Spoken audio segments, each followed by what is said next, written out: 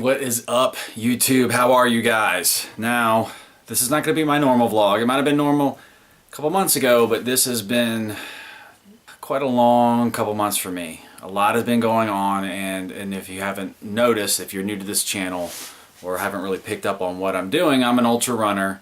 I run marathons and distances beyond that, 50-mile races, and I have a 24-hour trail race in 8 days and a wake up. 8 days and one wake up.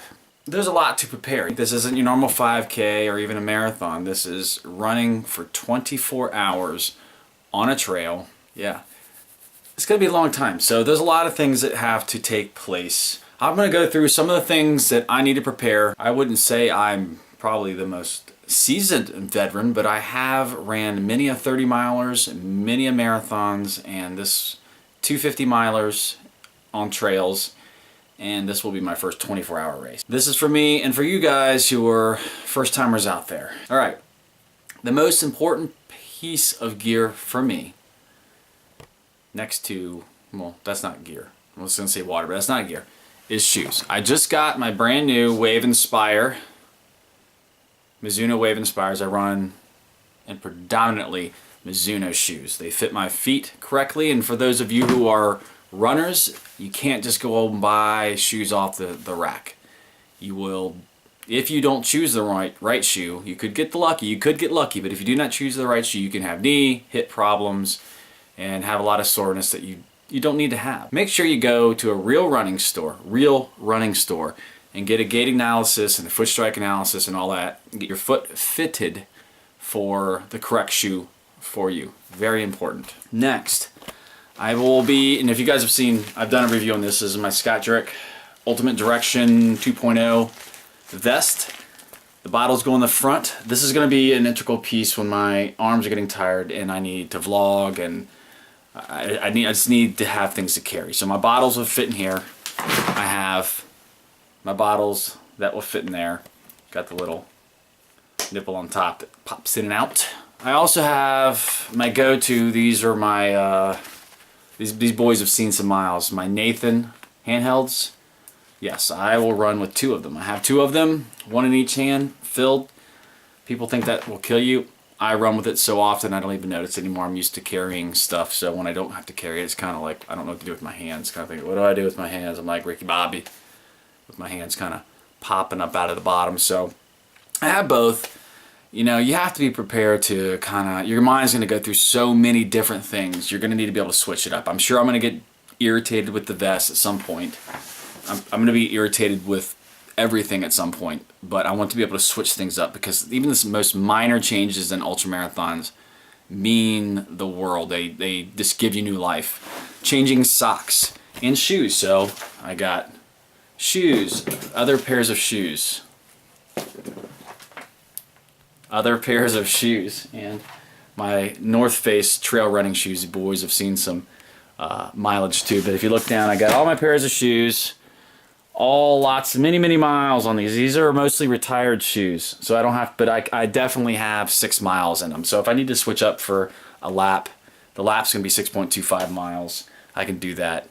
I can't even express how good it feels to change your shoes and socks. It is like new life after you've been running for hours and hours and hours and hours and hours. I'm going to be changing shoes. That's going to be an option. I'm going to be changing clothes, shirts, the salt buildup after sweating, creating chafing. Whoa, throwing the lube around, huh? Lube on all of your bits and parts.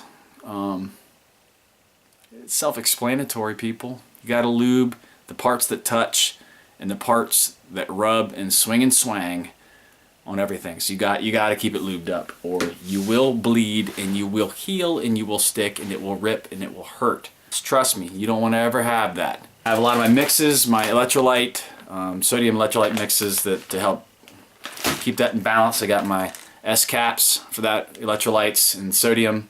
Usually pop 1 or 2 of these every hour or so, just to make sure I'm keeping everything intact, because if I start to get low on sodium or electrolytes, my body will stop absorbing water, and I can get all kinds of other issues. Last year I was just on a routine like 17-mile run, and which was not hard at all. It wasn't even necessarily a hot day, and I was running with a buddy, and I just wasn't feeling good. And I didn't drink what I normally did because I don't always fully drink like I would in a race. And I got back and I went to shower, and I got out of the shower and I went to urinate, and I peed blood. It was extremely scary. I was extremely dehydrated and didn't even really notice. It's something that can sneak up on you, and it's extremely dangerous. So you need to keep hydrated. So my hydration plan is going to be one that I always have in races. I don't ever have a problem with races and hydration. I drink plenty of water, but you have to stay on top of it. Your stomach's going to go up and down. You're going to feel sick, and you're not going to drink. You're not going to want to eat. You're going to get palate fatigue and taste. That's why I got this kind of plain drink mix. This is sorry, I'm going to go ahead and show you. So people are like, what's in the bag? What's in the bag? I use this for the JFK 50. This is Tailwind Nutrition.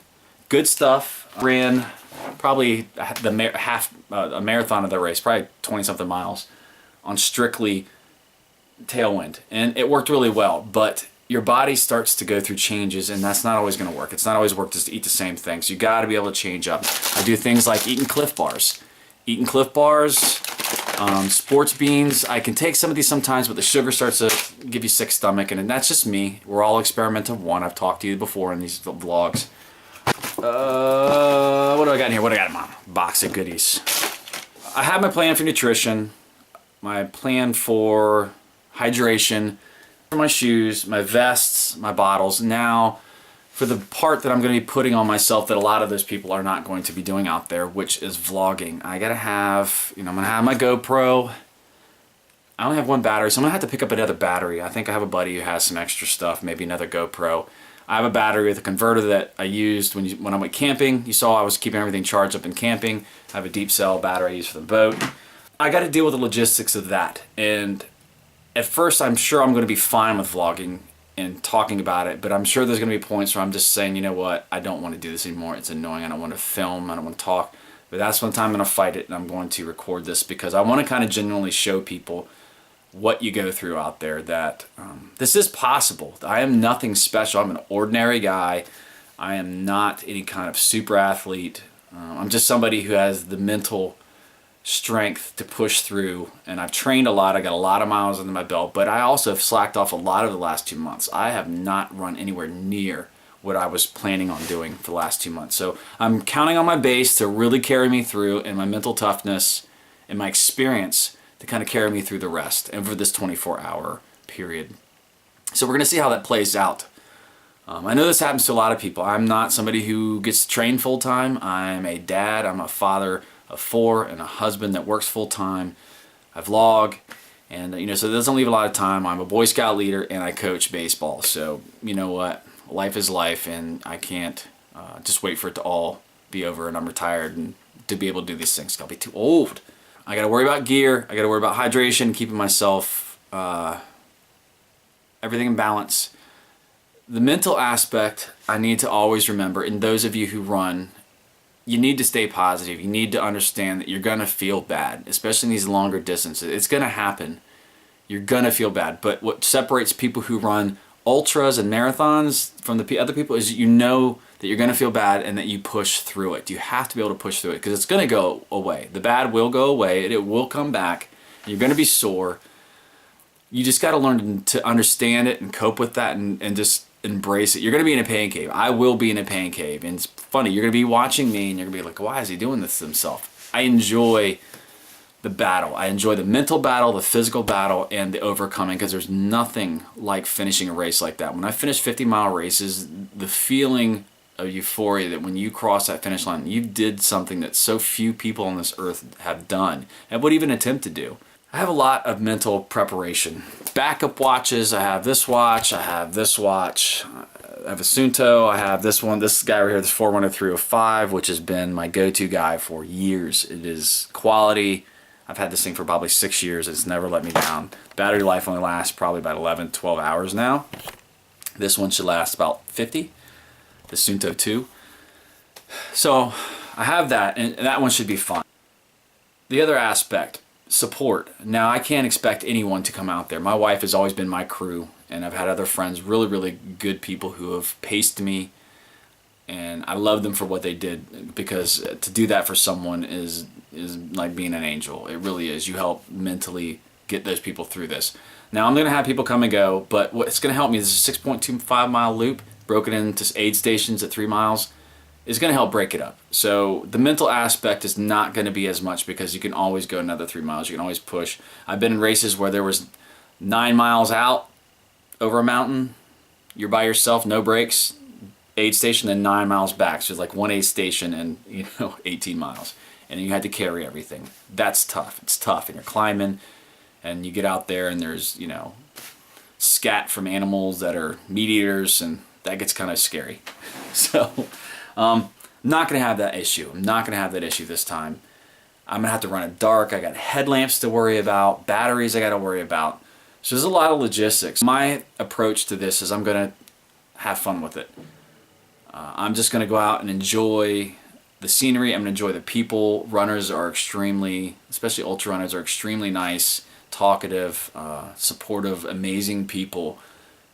When you're out there, you see all kinds of people from old to young, heavier to skinny, all different types from all different backgrounds, and it is amazing to talk to these people while you're out there. You make friends while you're out there, and then you may never talk to them again, but you're friends when you're out there, because you're kind of in a battle together. We're not battling each other.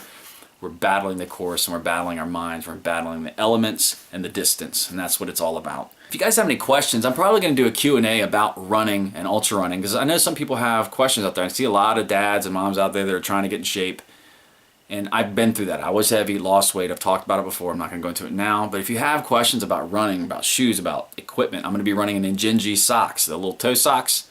They go on your feet, so I'm going to be running in those, and I'm going to be switching those up, because those are brilliant. They protect your toes. Any debris gets in there, keeps your toes separate. There's no running, there's no blisters. I don't really get blisters anyways. There's just so much. So if you guys have any questions, please comment below and let me know. And I'm going to be doing a Q&A before the race, and I'll answer those questions. Maybe I'll do a hangout and have people come on and answer questions. I don't know if that'll happen. I don't know. Anyways, guys, I'm sorry if the lighting's poor in this. I just got back. We had baseball games tonight, and I just didn't have time to do a whole elaborate setup with the other camera. And plus, I need to look up. I'm getting orange in some of the video when I film with the DSLR. I'm just not good at it. I'm not good. Guys, man, this is going to be amazing. It's just going to be amazing. And I hope you guys are excited. I'm happy that I'm going to get to vlog this, and I'm going to get to show you what it's like to put your body through this. And I'm going to film it. It's going to be funny. I'm going to have my ups and downs, man. There's probably going to be tears.